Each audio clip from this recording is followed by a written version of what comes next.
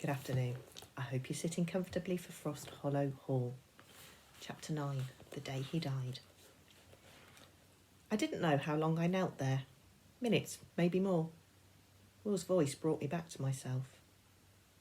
This isn't a dare at all, is it? He said, his gaze fixed on me. Don't, I said, getting to my feet. It felt too much. I squeezed my eyes shut till all I saw was swirling patterns.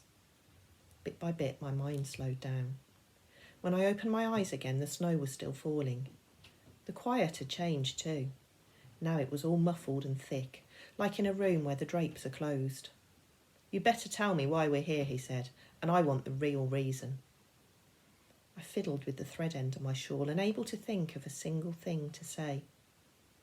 "Please don't," I said again.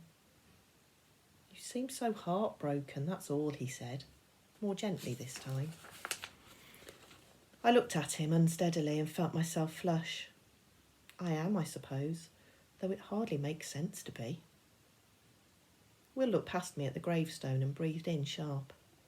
"What is it?" I said. "Look at the date Christopher Barrington died," he said. "Just look, it's right strange." I turned to peer at the inscription. February the 6th, 1871. Kit died 10 years ago. I knew this already. I wasn't sure what Will was getting at. "What's strange about that?" I said. "Today's the 8th of February. So 2 days ago on Sunday, it was the same date, the 6th. A chill spread through me. "That's some coincidence, isn't it?" I said, hearing my voice tremble. "Kit Barrington died in that lake," Will said. "You didn't. But you was drowning, Tilly. I tried crawling across the ice to reach you, but you just, vanished. You was under for ages. I was certain you'd come a cropper. And then, somehow, you just floated up again, right near the edge so I could drag you out." I shifted uncomfortably. "How the heck did you stay alive?" he said. And you're right, that date is a coincidence, don't you think?" His eyes seemed to peer inside me, and before I could stop myself, the words fell from my mouth. "I've something to tell you," I said. "It sounds balmy, but promise me you'll listen." "Go on then, I'm all ears." "I didn't die in the lake because somebody saved me, and that somebody was Kit Barrington." Will gave a little laugh. "You're right, it is balmy." Now I'd started, I wasn't going to stop, though thank God he couldn't see how my legs shook. "I swear it was him," I said. "He took my hand and how the heck could Kit Barrington save you? He's been dead 10 years. But he was under the water, I saw him." "Really?" "It was him, I can prove it." "How?" "Last night I found this gold ring with Kit's name engraved on it." "Where?" "In the hem of my dress, the one I was wearing on Sunday." Will held out his hand. "Let's see it then." "It's at home." Will pulled a face. "It is," I said. "I ain't daft enough to carry it round with me. People'd reckon I'd nicked it." "Fair enough," he said, still looking unsure. "But what does this ring prove?" "At first I thought it was an angel come to take me to heaven. But then I didn't die, and now I've found the ring, and, I reckon it's a sign." "Of what?" I felt uncertain myself, saying it out loud. "Kit saved me for a reason, and now he wants me to help him." "But how can you help him? He's dead." I shook my head. "Not quite, not properly. He's not at peace anyway." "You've been reading those penny dreadfuls again," said Will. "Messages from beyond the grave and all that." He did have a point. "I can hardly believe it myself," I said. "He says there's a truth to be revealed, and until that's done, then his spirit won't rest." Will went silent and looked at the sky. Eventually, he said, "Come on, we'd better get going." I said I'd only be an hour, and this snow's getting heavier. "Don't you dare walk away," I cried, grabbing his arms. "You promised you'd listen." He shook me off. "But it doesn't add up." "Why not? Yesterday you said there'd been talk of a ghost up here." "Inside the house, yes. But it could just be servants' gossip. I've heard nothing about ghosts being outside, and certainly no one mentioned the lake." We glared at each other. Then Will said, "This is all too strange, Tilly. We need to leave it be. You're scared, aren't you? Don't be daft, he snapped. Then listen to me. It's a queer story how Kit Barrington came to die in that lake. No one knows what really happened, but he's unhappy and he needs my help, and the date on the grave might just be the start of it. How do you know all this? My insides went fluttery. I hoped it didn't show in my face. He comes to me in my dreams. He's desperate. And he's the most beautiful thing I've ever seen. Only I didn't think it'd help to say this. Will scratched his head and took a great deep breath like he was suddenly weary of it all. I wished I'd brought the blasted ring to show him. It might have proved I was telling the truth. You're the only person I've told this to, I said. No one else will listen. Will met my eye. Then he turned to look at the stone angel. You know my Uncle Bert, the stone cutter? I did, and I wondered where this was heading. Well, he told me about graves. See that there? He pointed to the flowers in the angel's hands. One of the heads was broken at the stem and hung down limply. It's supposed to be like that. It means he died too young, too suddenly, cut down in his youth and all. So you do believe me, I said, that Kit Barrington needs my help? Will put his cap back on. I don't know what to think. But he'd stopped smirking at least, and I felt so overcome that my eyes filled with tears. You think I'm mad, I sniffed. I always have done, he said, and you'll have your work cut out trying to solve this business. But I reckon you're right to start here at the hall. There's something about this place. I knew what he meant. I bet someone here knows more than they're letting on, he said. But Kit's family loved him. You only got to look at this gravestone. The snow was falling thickly now. It was a job to see beyond the hedges or to the path beyond. Suddenly, close by, a dog barked. Someone's coming, hissed Will. Quick, follow me. We didn't get far. As we stepped back out onto the path, our way was blocked by a rough-looking man with a big stick in his hand. An enormous black dog growled at his side. I sensed Will freeze up beside me. Well, well, well, said the man and spat something solid into the snow. 2 tykes from the village paying their respects. Isn't that touching? We'll have to see if it softens his lordship's heart.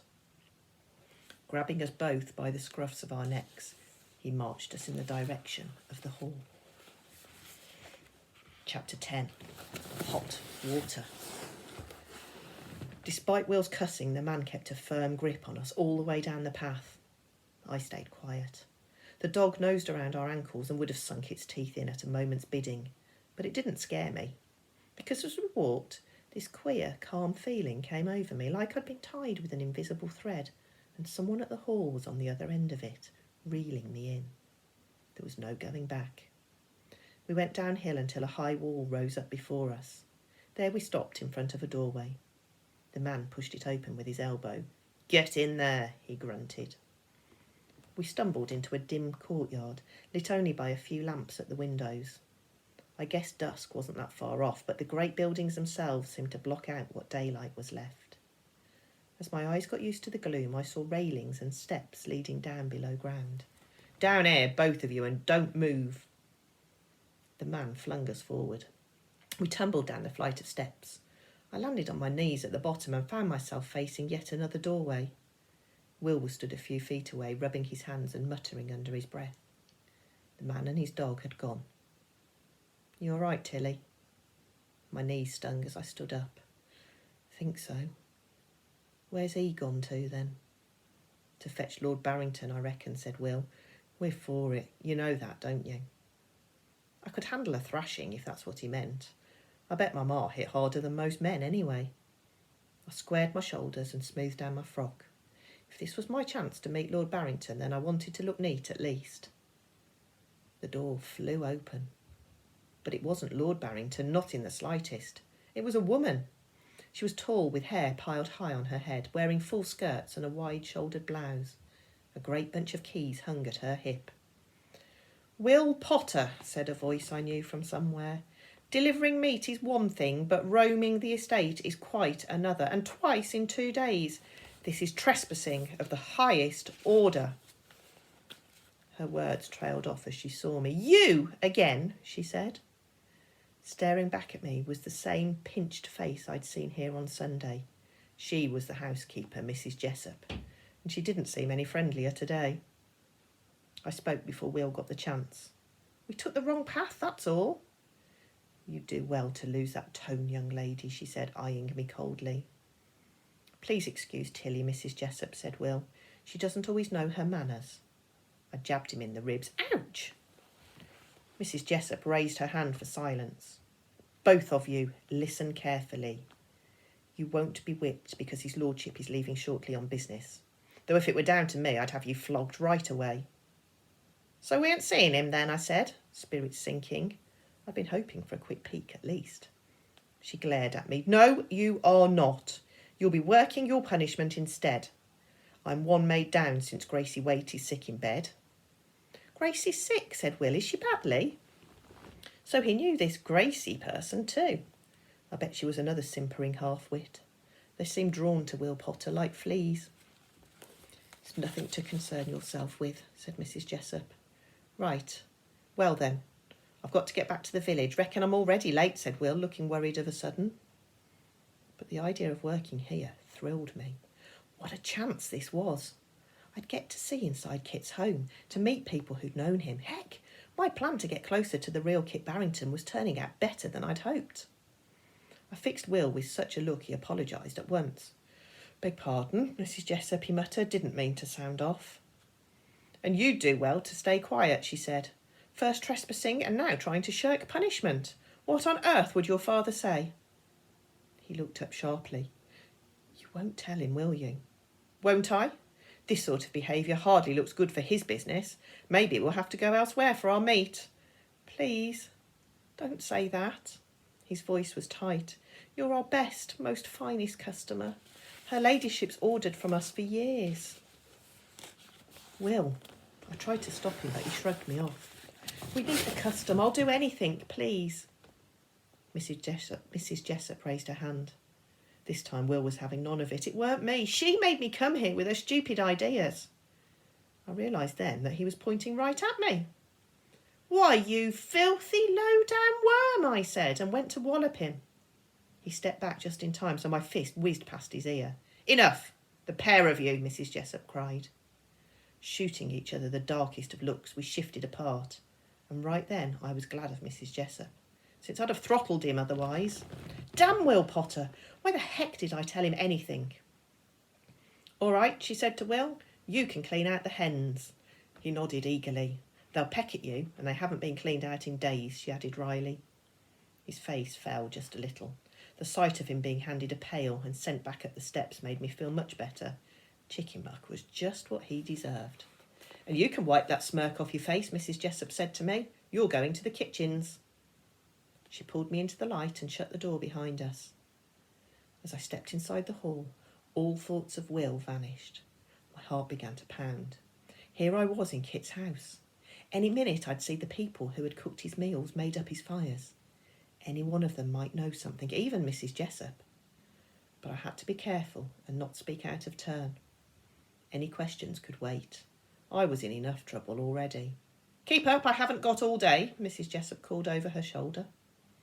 I quickened my pace and looked about me. We were walking down a flagstone passageway where gas jets flared on the walls and little high windows showed the falling snow outside. Many doors went off the passage. A laundry room full of drying clothes, a still room where someone was pouring ale into jugs, and a larger room full of gleaming glass and silver, with a fire burning in the grate. We stopped at this doorway. A man in a smart black suit was dusting glasses and placing them on a tray with great care. From the way Mrs. Jessup addressed him, I guessed he was someone important. It was certainly different from how she spoke to me. Mr. Phelps, this young lady will be scrubbing the pots from luncheon, and there's a boy outside doing the chickens. Mrs. Jessup pushed me forward. Tilly, this is Mr. Phelps, the butler. He's in charge here. Mr. Phelps looked me over. Extra hands, eh? Goodness, what luck! And where did you find them, Mrs. Jessup? Up to no good, that's where I found them. wandering about like this was some sort of pleasure gardens, not a private estate. There's nothing an honest day's work can't put straight, said Mr. Phelps, frowning, and we've plenty to do here. Mrs. Jessup gave a curt nod. Any bother, and the strap's where we always keep it. I must have looked like a startled rabbit because Mr. Phelps gave me a tiny wink, then went back to his polishing. Right you are, Mrs. J, right you are, he said. Back out in the passageway, we carried on through a set of glass doors, and the heat of the kitchen hit me. A maid passed us, carrying armfuls of plates. Up ahead, voices were shouting, More ice over here, and watch your back. Then clean that fat up, won't you, before we break our necks? The clattering of pans and slamming of doors deafened me. Mrs. Jessup stood aside as the same maid came back past, this time with a basket of vegetables. She had sleek brown hair, most of which was hidden by a cap. I was struck by how pretty she was. Thank you, Mrs. Jessup, she said politely. I'm sorry you're having to work down here today, Dorcas, said Mrs. Jessup. It's not fitting for a head housemaid, but there we are. Then we followed her into the big kitchen itself. The heat was stifling. Pans and kettles steamed away on a massive black range, and the opening and shutting of oven doors wafted even more hot air about the room. The space was huge and brightly lit, with a high ceiling and more little windows. A vast dresser stacked with basins and jugs covered an entire wall. The maid had joined another girl in a white pinafore. Together they were sorting through the vegetables. The giant table and great tall ceiling seemed to dwarf them both. This space looked made for 20 kitchen hands, not just 2. We went up to a small woman in a waist apron who appeared to be the cook. She moved about like a whirlwind, though she stopped mid-clatter when she saw us. This is Tilly, said Mrs. Jessup.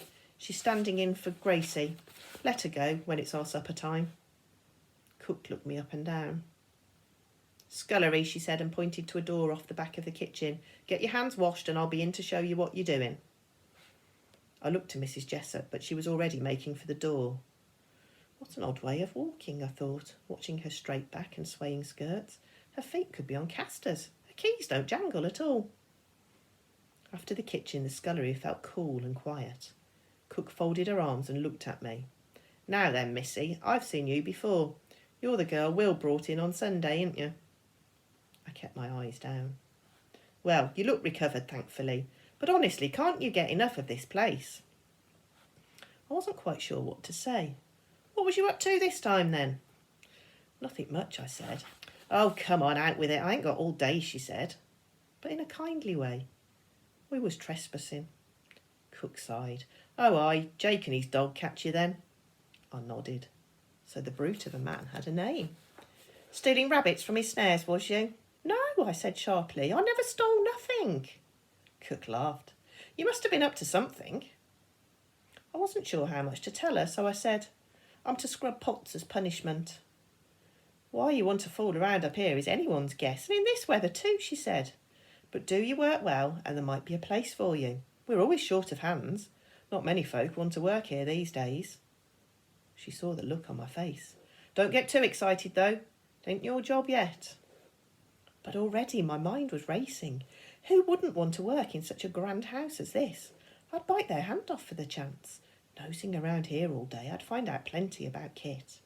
Such a job was sure to pay better than helping at school, and I might even make Ma proud, for once. Cook told me to roll up my sleeves and gave me a cap and pinny to wear. Then she filled 2 pails, one with soapy water, one with clean. A shout came from the kitchen that something was burning, and she made for the door. The soft soap's for the china, soda's for the pans, she said, pointing to some jars on the windowsill. And there's sand and salt for the copper pans. Brings them up a treat. Now get your hands washed. The door swung to, and I was on my own. The sink had hot running water. Hot running water! I turned the tap on, off, just for the fun of it, and washed my hands until the skin went pink. Then the pots started coming from the kitchen. I got to work as best I could. All the soaking and scrubbing quickly turned my hands raw and wrinkly like newborn mice. The hot water made me sweat, and my hair kept escaping from under the cap. Bending over the sink made my back ache too. After an hour or more of it, I'd really had enough. I was mighty glad to see Cook again, especially since she'd brought me a cup of tea and a pastry. Get this down you, she said, noticing the scrub draining board and racks full of drying pots. Haven't you done well here? I gulped the tea and stuffed the pastry into my mouth. I was famished and tired too. How could anyone scrub pots all day and not fall down dead in a heap? I handed back the cap and apron. If you're lucky, you might need these again, said Cook. I didn't want to seem ungrateful, but I began to wonder what I'd discover about Kit stuck in here all day with my nose in a pot. This position what's going, I said. Is it only working in the kitchens? Not as such. It's for a proper housemaid. It'd be a smashing job for a girl like you. Good, I said, relieved. But things is topsy-turvy here. We're so short-staffed, you have to try your hand at all sorts. It was better than nothing, so I put on my best smile. I'd do anything to work here. Really, I would. I can see that. Now get yourself off home. I was half out the back door when she called. So where was it Jake caught you then? Go on, tell us. She'd been kind enough to me. It couldn't hurt to say. The Barringtons' graveyard. Looking at the stone angel, I said. Her face went pale. Oh no, not Master Kit's grave. What on earth was you doing up there? The way she said it made me go cold. I'd have done better keeping my mouth shut. We're going to stop there. Enjoy your long weekend, boys and girls. Have fun. Hopefully the sun will be shining, and I'll see you again Monday. Goodbye.